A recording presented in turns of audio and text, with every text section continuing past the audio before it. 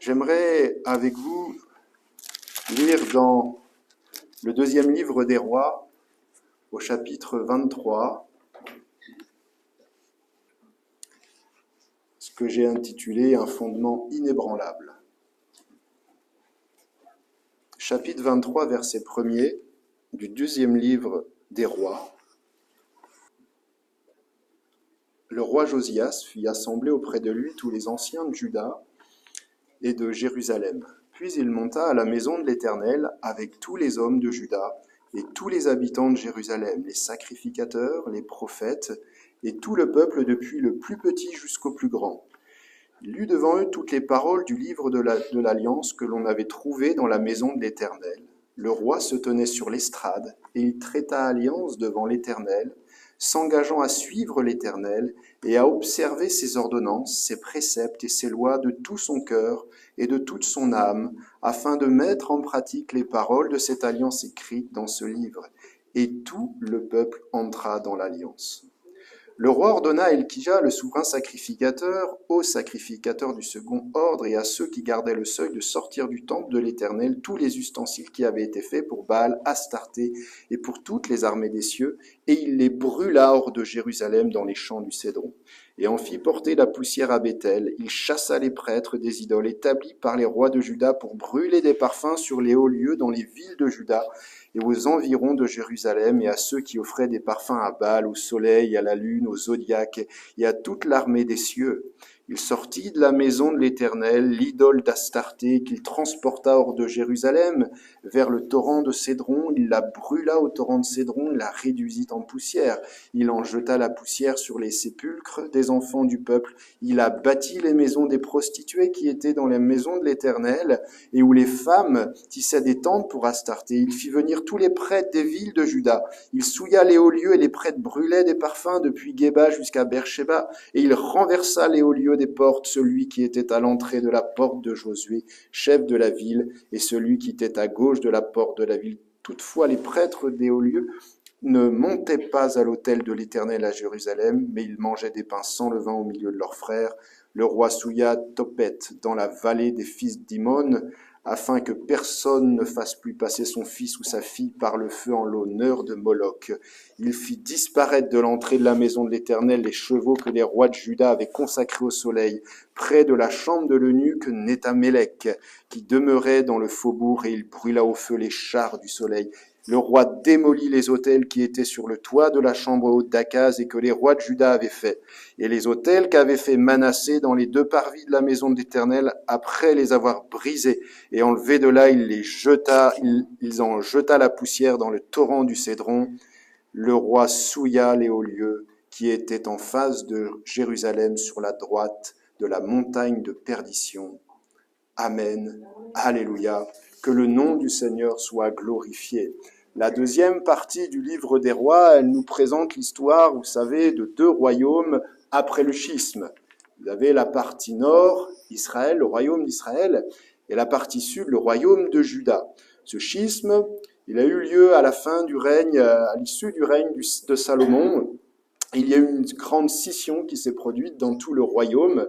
Et le livre des rois va en fait nous raconter toute la succession des dynasties des rois qui se sont succédés sur les deux royaumes. Et à la fin du deuxième livre des rois, c'est axé principalement sur le royaume de Juda. Ce sont des rois qui exerçaient une monarchie dans laquelle ils avaient un pouvoir sans partage. Un pouvoir qui était accordé par Dieu seulement. Ayant des droits envers Dieu, ils avaient des devoirs envers Dieu, représentants de Dieu pour le peuple de Dieu, et surtout devant dépendre de sa parole. Ils étaient oints, comme les prêtres sacrificateurs, comme les prophètes l'étaient, mais à partir de leur onction, tous leurs actes, la relation qu'ils allaient tisser avec Dieu, leur bonne santé spirituelle, allait découler sur tout le peuple et dépendait la santé spirituelle de tout un peuple. Le livre des rois va nous montrer que l'on pouvait avoir un père qui craignait Dieu et pourtant avoir un fils qui pouvait vivre une vie de péché. Mais à l'inverse, être le fils d'un roi inique et s'avérer être un roi exemplaire pour le peuple. Josias, il a commencé son règne à peu près en 640 avant la venue de Jésus. Il est dans une période très difficile parce que ses prédécesseurs, c'est-à-dire ses pères, ils ont fait n'importe quoi. Son grand-père Manassé a été un vassal de la Syrie. Son père Amon s'est vautré dans l'idolâtrie. Et durant la majorité de leur règne, les parents, les grands-parents de Josias, en fait, ont annulé des choses bien, c'est-à-dire des réformes spirituelles que le roi Ézéchias avait entamées. Alors le roi Ézéchias, sa vie ne fut pas exemplaire, mais alors ce qu'il y eut après Ézéchias jusqu'à Josias, ils rebâtirent des autels aux idoles, ils rebâtirent des hauts lieux. Ils ont entraîné le peuple dans une idolâtrie, vraiment, le peuple était dans un état spirituel, c'était une période très difficile. Ce qui fait la particularité du roi Josias, c'est qu'il demeure une exception dans la dynastie des rois de Juda, puisque la Bible nous dit également dans le livre des Chroniques qui nous retrace l'histoire de ces rois, qu'il fit en tout point ce que Dieu considère comme juste, et suivit en tout l'exemple de son ancêtre David, nous dit la Bible, sans jamais s'en écarter d'un côté, ni de l'autre. Amen. C'est une exception. C'est véritablement, en fait, ce qui fait l'exception de ce roi, et ce qui est encourageant aussi pour nos jeunes. Alors, je sais qu'ils sont en classe des ados, mais s'il y a des jeunes, vous êtes jeunes, mais ce qui est encourageant pour nous, c'est que c'est à 16 ans, en 632, que ce roi a une véritable prise de conscience. Parce qu'un événement va se produire dans sa vie. À 16 ans, il a commencé à rechercher l'Éternel, à éliminer du royaume toutes les pratiques païennes idolâtres de son père, de son grand-père, puisque le temple avait été détruit pendant la déportation assyrienne, il fallait refaire les travaux.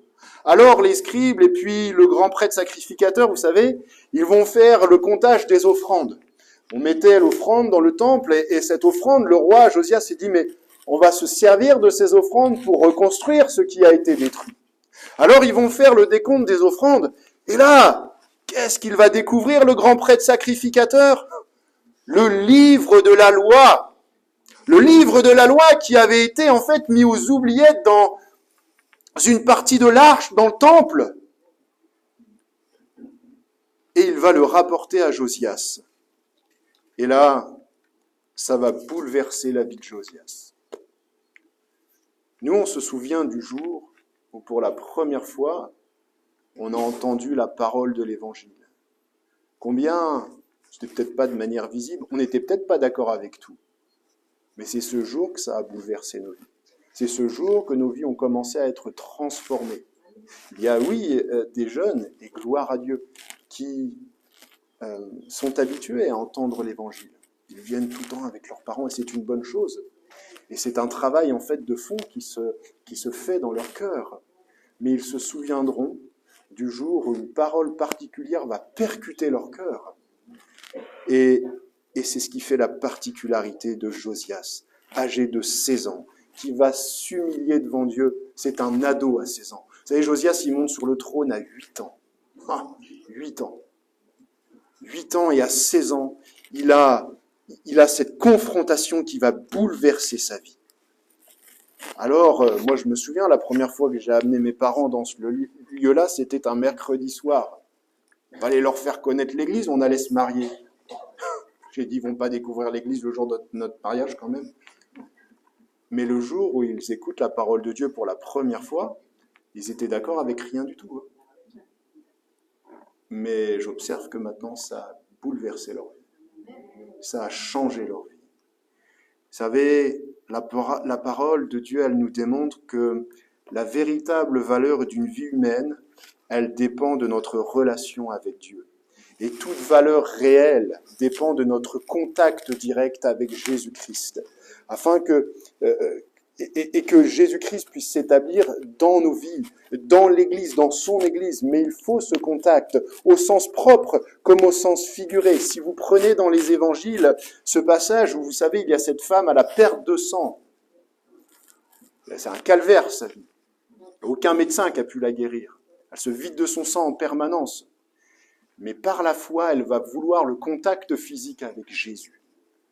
Même pas elle toucher la main sur l'épaule, le rebord du vêtement. Et on voit comment par la foi, comment elle se hisse, comment ce contact est salvateur pour elle, parce qu'elle a désiré ce contact. Et ce contact avec Jésus qui est un contact au sens propre là. Mais nous, le contact que nous désirons établir avec Jésus, il est au sens figuré. Jésus, nous désirons qu'il soit présent en esprit au milieu de nous, qu'il habite dans nos cœurs, qu'il siège dans l'Église. Nous avons besoin de ce contact. Ce contact peut changer notre vie. C'est surtout cette proximité avec Jésus que nous devons rechercher de manière permanente. Si ce contact demeure, elle va apporter cette proximité avec Jésus. Ce sera vraiment pour l'Église, pour nos vies, les signes d'une maturité de manière permanente, d'un ancrage vers lesquels, en fait, tous les jours de notre vie, nous devons aspirer. Tous les jours, si je reprends ce récit de la vie de Jésus, je désire toucher le bord du vêtement de Jésus. Alors examinons quelques traits de Josias, dont le nom est devenu célèbre dans tout Israël grâce à sa fidélité. Il n'y eut point de roi comme lui qui revint à l'Éternel de tout son cœur, de toute son âme, de toute sa force, nous dit la Bible. Après lui, il n'en parut point de semblable. Comment cette parole ressemble étrangement, alors qu'elle est dans l'Ancien Testament, à la manière dont nous devons nous conduire devant le Seigneur, et qui va nous délivrer le plus grand des commandements: tu aimeras le Seigneur de tout ton Dieu, de tout ton cœur, de toute ton âme, de toute ta pensée et de toute ta force. Comment appliquer ce commandement de Jésus et que l'on puisse dire de nous, de vous au crépuscule de votre vie, que j'espère être la plus longue possible sur cette terre, mais celui-là, celle-là, ce frère, cette sœur, nous n'avons pas été célèbres à cause de nos accomplissements personnels. Nous n'avons pas été célèbres parce que professionnellement on a réussi. On n'a pas été célèbres pour des choses personnelles, mais parce que on dira de lui, de ce frère, de cette sœur, qu'elle s'est appliquée à rester fidèle au Seigneur, exemplaire dans sa foi, exemplaire dans son service. Pourquoi ? Parce que Dieu nous appelle à être responsables de nous-mêmes déjà. C'est-à-dire que ce frère, cette sœur, mes frères, mes sœurs, moi-même, nous sommes responsables dans nos choix spirituels, avec de véritables fondements. Un véritable fondement. Et le premier fondement de Josias, celui que nous sommes invités à garder, à appliquer, c'est un exemple parfait pour nous. Josias, lui, choisit le bon exemple dans sa recherche personnelle. Au verset 2, il marcha dans toute la voie de David, son père. Alors David n'est pas son père direct, c'était son ancêtre. Mais nous avons beaucoup plus que David, vous m'avez compris. On a le divin modèle. Et je crois que Jésus est plus qu'un exemple. Josias avait pour exemple David, nous avons plus qu'un exemple. Nous avons un modèle, un excellent fondement dès le plus jeune âge. En fait, ce qui est merveilleux, c'est que Josias va démontrer que même la jeunesse, sa jeunesse, ne peut pas être méprisée quand elle a un solide fondement. À 8 ans. Alors, il y avait des régences. Il y avait des régences qui étaient établies quand le roi était trop jeune. Mais enfin, à 8 ans, propulsé sur le trône, parce que c'était comme ça. Déjà à 16 ans, entouré de ministres. Mais Josias, il commença à rechercher premièrement le Dieu de David. Le Dieu de David. C'est un exemple pour la jeunesse. Cette jeunesse qui est attirée, qui est en proie à toutes sortes de choses. Josias ne chercha pas les dieux de son père. Josias ne cherchait pas les dieux de son grand-père. Il ne se laissa pas aller à l'influence de sa famille, à une certaine, c'est pas une certaine, c'est une réelle atmosphère idolâtre qu'il y avait dans la maison. Je dirais plutôt dans le palais. Il y a peut-être une atmosphère qui s'est installée chez vous depuis des années et vous vous dites c'est pas vivable, c'est pas possible. Parce qu'il y a peut-être telle ou telle personne qui n'est pas convertie dans votre famille. Il y a peut-être telle ou telle personne qui a amené des choses occultes. Et vous n'êtes pas cette personne-là. Mais vous vous dites c'est pas vivable, c'est pas possible. Il y a toutes sortes d'atmosphères parfois quand on rentre du travail qu'il y a dans notre maison. Il y a des atmosphères qui sont pas palpables, qui sont désagréables. Mais le cœur disposé de Josias, sa maturité si jeune, va faire renverser l'atmosphère. Très certainement, à 8 ans, il n'a pas la force de renverser les idoles. Mais il a déjà un cœur qui est disposé à se tourner vers l'Éternel. De quelle utilité auraient été ces idoles si il avait voulu rester dans cette atmosphère, cette ambiance? De toute manière, de quelle était l'utilité de ces idoles pour son règne, pour sa vie? Il ne chercha pas à marcher, par exemple, dans la voie de son arrière-grand-père Ézéchias, qui constituait pas le modèle parfait, encore moins, je vous ai dit, de son grand-père, et encore moins de son père, Amon. C'était catastrophique.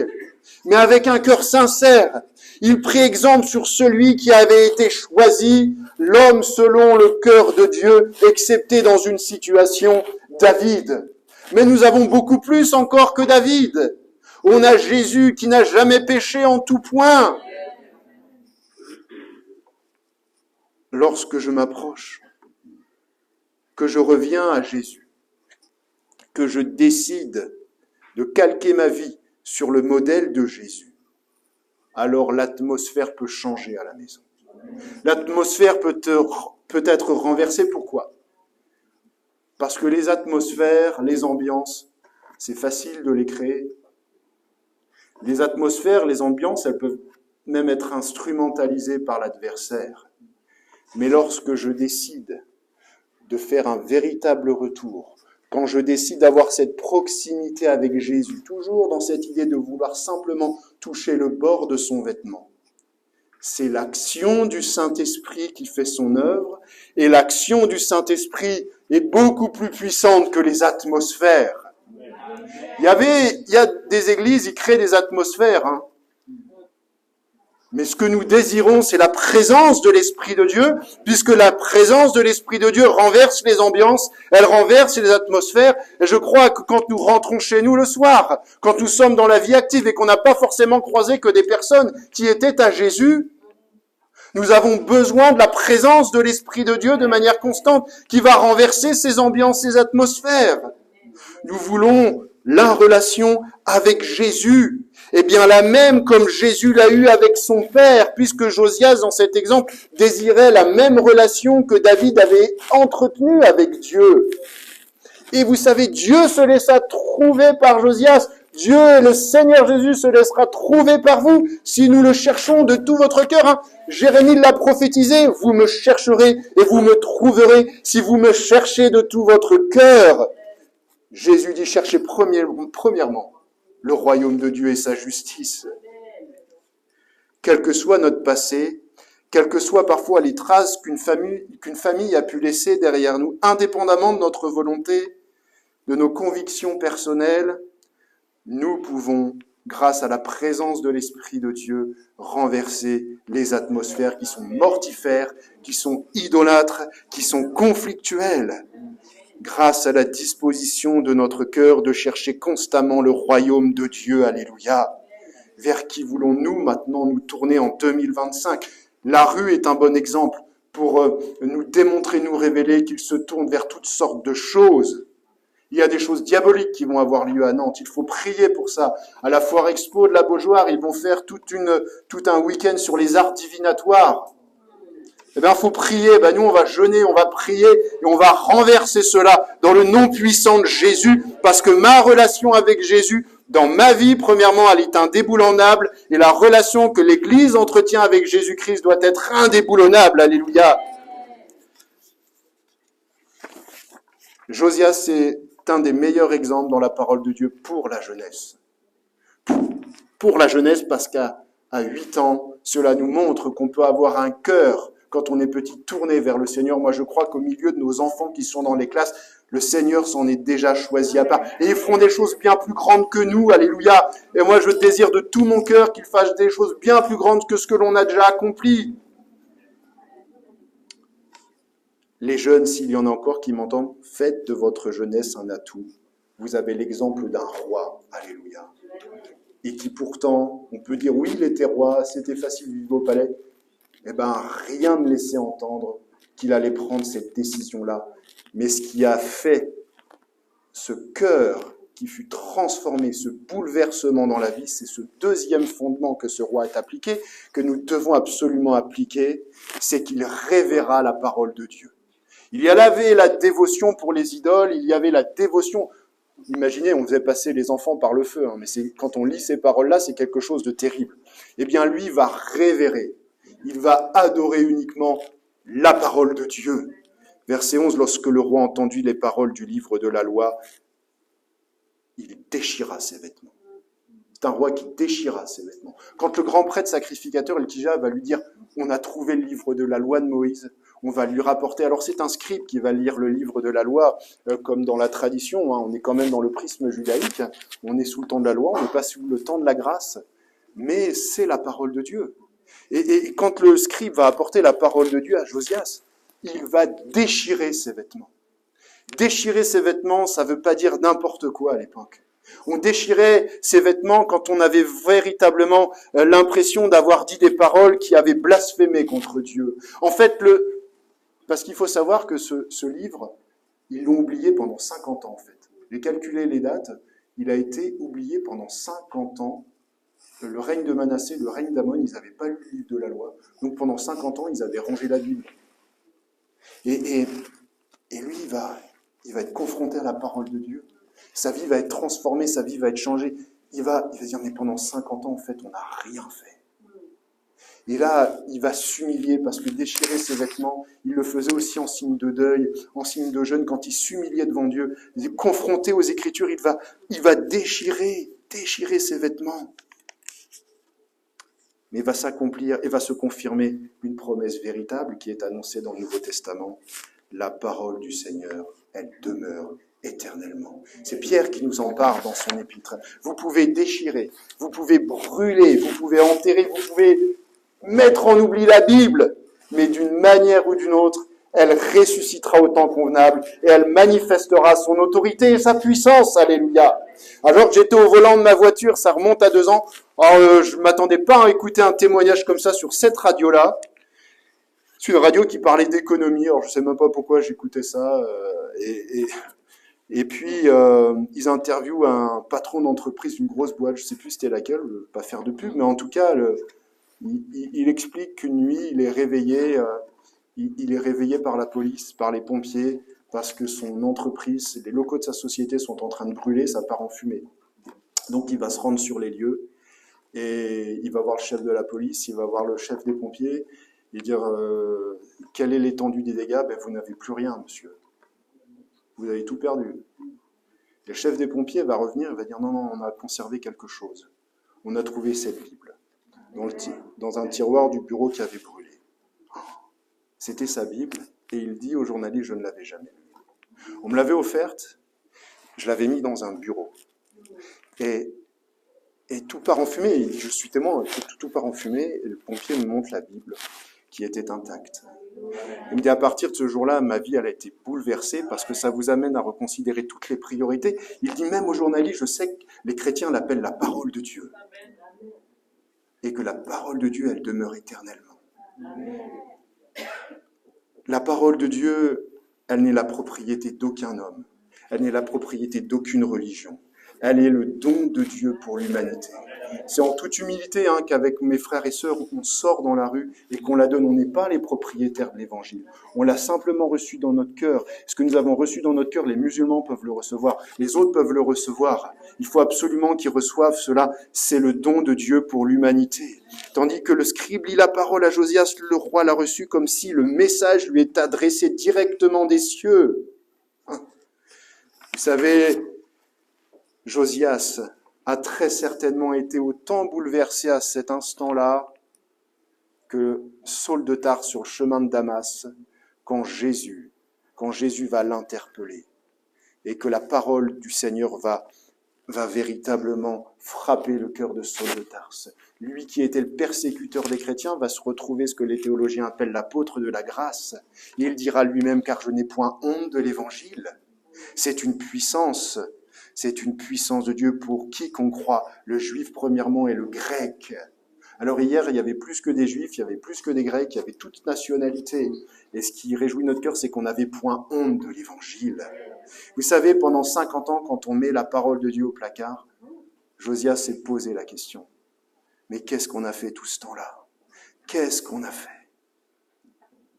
Alors que la parole de Dieu, nous dit Jean, verset 3, dans la personne de Jésus, en elle est la vie. Et la vie, elle est la lumière des hommes. Alors propageons cette lumière.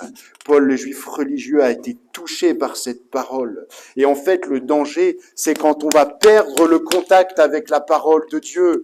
C'est quand on va mettre la Bible, qu'on ne va jamais l'ouvrir. Mais moi-même, à ma conversion, quand je suis venu dans ce lieu-là, la personne qui m'a amené à l'évangile, qui était un collègue à moi, la première chose qu'il fait, c'est qu'il m'offre une Bible. Je l'ai mis dans mon vide-poche de la voiture. Je croyais que ça me protégerait. Rien du tout. Et à un moment donné, il me dit, à un moment donné, il va falloir l'ouvrir puis que tu la lises. Il y a 66 livres. Il n'y a que l'embarras du choix. Mais comment pourrais-je propager?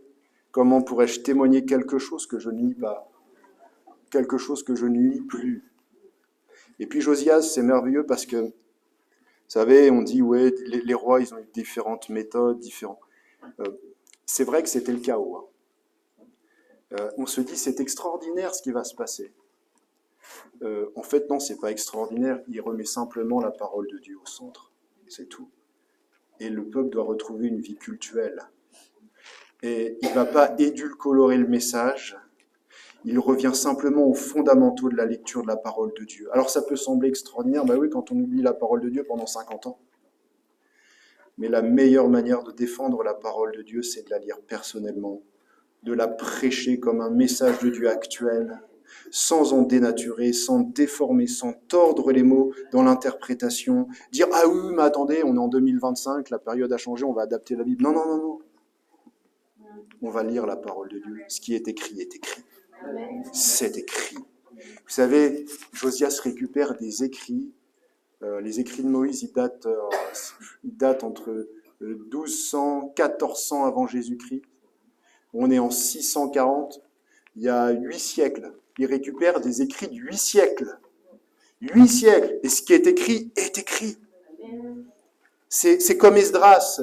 Ils ont cette même capacité lorsqu'ils veulent reconstruire, redonner la grandeur à Dieu et à ce que le peuple retrouve une relation avec Dieu lors de la reconstruction de la muraille. C'est ce à quoi va s'appliquer Esdras, et Esdras va même monter sur l'estrade. Josias, on l'a lu, il monte sur l'estrade. Et Esdras, lui, il va prêcher, il va lire la loi écrite, il va lire les 5 premiers livres de la Bible, les 5, la Torah, verset par verset, il va les expliquer, du matin jusqu'au milieu de l'après-midi. Le peuple ne dormait pas. Alors, notre culte, il va s'arrêter à 11h45, ne vous inquiétez pas. Le peuple ne dormait pas. Dans le livre de Néhémie, le peuple ne dormait pas. Le peuple s'humiliait devant Dieu. Il criait « Amen, Amen ». Et ils étaient obligés, avec les scribes, de leur en donner l'explication. Pourquoi? Il y avait cette soif de la parole de Dieu. Ils avaient cette soif de savoir, de comprendre. Alléluia. Le 3e fondement que Josias a appliqué en tant qu'homme responsable pour son règne, pour sa vie, c'est qu'il chercha au travers de la parole, et ça c'est très important pour nous personnellement, il chercha à connaître le plan de Dieu pour lui-même. Pour lui-même. Allez consulter l'Éternel pour moi, pour le peuple, dit-il. Il désirait connaître ce que Dieu voulait qu'il fasse pour lui et son peuple. Il avait appris du livre. Il avait appris du livre. Il désirait que le peuple apprenne du livre. La parole et Dieu ne font qu'un. Quand Josias est confronté au livre de la loi, il ressent la présence de Dieu. Il ressent une présence qu'il veut à tout prix la partager, qu'il veut à tout prix la propager. C'est ce que nous avons fait hier. Nous désirons tellement que ce que l'on a vécu, les autres puissent le vivre. Qu'ils le vivent comme une réalité. L'athéisme a gagné la France, malheureusement. Je crois que c'est le plus grand défi de toutes les églises Et ça dépasse le cadre des ADD, bien entendu. Mais l'athéisme est présent, tout le monde le dit. Dans toutes les dénominations, ils le disent, l'athéisme a gagné la France, c'est notre plus grand défi, c'est de renverser la tendance. Cette tendance, on ne peut la renverser que si véritablement on revient à la parole de Dieu, on ne peut pas tous prêcher la parole de Dieu, mais on peut en témoigner. Et quand on peut même pas en témoigner, qu'est-ce qui peut encore la véhiculer? C'est notre attitude de vie qui est beaucoup mieux parfois qu'une prédication de 30 minutes. Parce que notre attitude de vie, si l'on vit 75 ans, mais pendant que 75 ans, on est fidèle et qu'on applique la parole de Dieu, les choses vont changer autour de nous. On a fait le service funèbre de notre sœur Gadet, 96 ans. Je vous souhaite à tous de vivre jusqu'à 96 ans et même plus. Et ce qui ressortait, ce qui m'a marqué pour avoir visité cette sœur, c'est qu'elle est toujours restée fidèle à son Dieu. Dans une famille qui n'est pas forcément convertie et qui, par son attitude de foi, elle a amené ses enfants qui n'étaient pas convertis à lui lire la Bible à son chevet, alléluia. Mais parce que c'était la parole de Dieu qu'il y avait entre elle et ses enfants. Parce que la priorité, elle l'a donnée à la parole de Dieu. Quand j'ai fait ma dernière visite, la première chose, m'a mis bisous, m'a fait des bisous. Lisez-moi la parole de Dieu. Lisez-moi la parole de Dieu, je vois plus que d'un œil, lisez-moi la parole de Dieu. Et c'était extraordinaire parce qu'elle connaissait des versets par cœur, elle a récité après moi. Je dis, vous connaissez vraiment par cœur la parole de Dieu. On doit s'en imprégner. On a parlé des jeunes. Bien, vous savez, nos aînés qui sont en EHPAD, qui sont coupés de la communion fraternelle, c'est ce qui est difficile pour eux. La chose, quand je les visite, avec laquelle ils n'ont pas perdu le contact, c'est la parole de Dieu. Et la parole de Dieu, ils la touchent, ils la vivent comme on désire toucher le rebord du vêtement de Jésus. Et je crois que c'est ce qui est le plus important. Alors Josias va poser cette question. Il veut savoir pour sa vie. C'est un roi qui est soucieux, et on est soucieux de notre vie personnelle, on est soucieux de notre Église, du devenir de nos enfants. Et pourtant, il va se consacrer à l'accomplissement de la volonté de Dieu, lui aussi se tenant sur l'estrade. Vous savez, il va faire... Alors, les prières étaient des prières qui étaient récitées à l'époque, on récitait les psaumes, mais c'était déjà bien, on revenait à la parole de Dieu. Les 50 ans qu'ils n'avaient pas lu un psaume, ils n'avaient rien lu. Mais se consacrer à l'accomplissement de la volonté de Dieu. Vous savez, il y a une prière qui est magnifique, elle est dans le livre des Actes. C'est Pierre, Jean qui vont la faire, ils ne vont pas la faire dans une grande église, ils vont la faire dans la première église qui est à Jérusalem, dans une maison de prière. Dans une église en pleine persécution.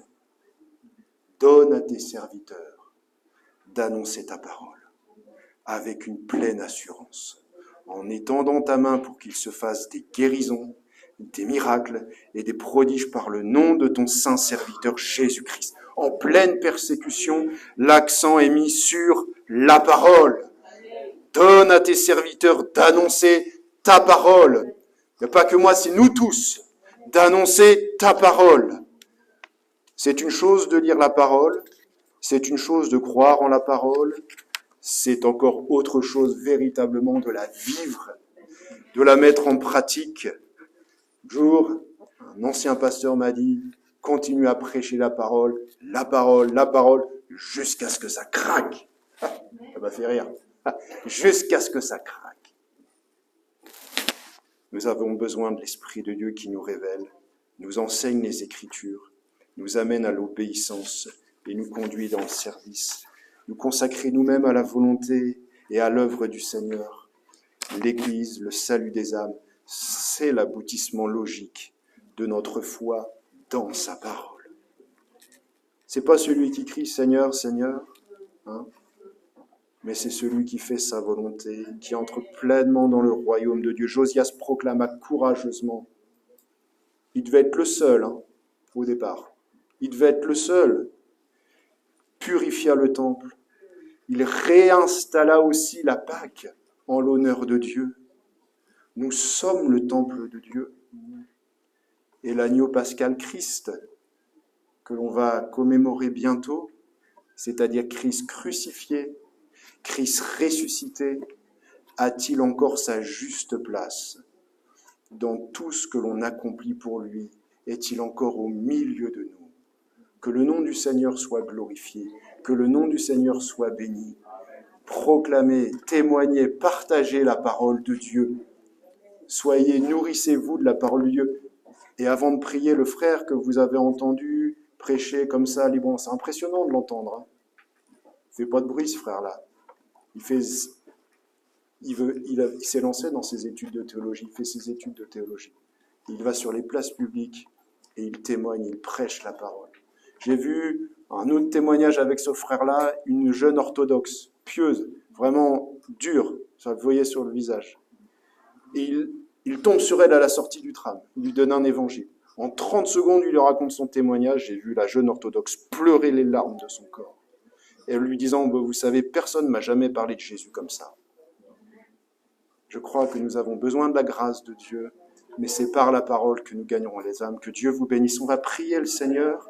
Donne à tes serviteurs d'annoncer ta parole avec une pleine assurance et qu'ils se fassent des guérisons, des prodiges, des miracles. Si vous avez besoin de la grâce de Dieu, si vous êtes malade dans votre corps, si vous attendez à Dieu qu'une situation se débloque, si vous voulez revenir désirer un vif retour au Seigneur, c'est une bonne chose, alléluia. Alors vous pouvez vous lever à votre place et on va prier tous ensemble. On va incliner nos fronts. C'est l'Église ensemble qui prie. Nous respectons aussi l'intimité de chacun et nous croyons que la main de notre Seigneur, elle peut s'étendre. Notre Père, nous te remercions pour ta parole. Pourquoi ? Parce qu'elle a changé notre vie. Et nous croyons que ce matin, elle peut encore changer des vies, transformer des cœurs, guérir les corps qui sont malades. Merci pour les guérisons que nous avons au milieu de nous. Mais ta main n'a pas encore fini de s'étendre. Étends-toi sur ces corps qui sont meurtris, qui sont malades. Guéris les cœurs qui sont brisés, Seigneur. Restaure les familles. Seigneur, renverse les atmosphères qui sont ténébreuses. Renverse ce qui est conflictuel. Renverse ce qui est démoniaque. Nous prions dans le nom de Jésus. Que le calme, que la paix reviennent dans les cœurs, que le cœur de notre nation puisse changer, que le cœur de notre ville puisse changer, alléluia. Nous renversons les forteresses dans le nom de Jésus-Christ. Nous proclamons ta parole avec cette pleine assurance. Nous témoignons de notre foi autour de nous. Tu bénis mes bien-aimés, Seigneur, qui se sont levés. Tu leur fais du bien au travers d'une parole particulière que tu déposes maintenant sur leur cœur et que toute la gloire te soit rendue éternellement, Jésus-Christ, le Sauveur du monde. Amen. Alléluia. Gloire à Dieu.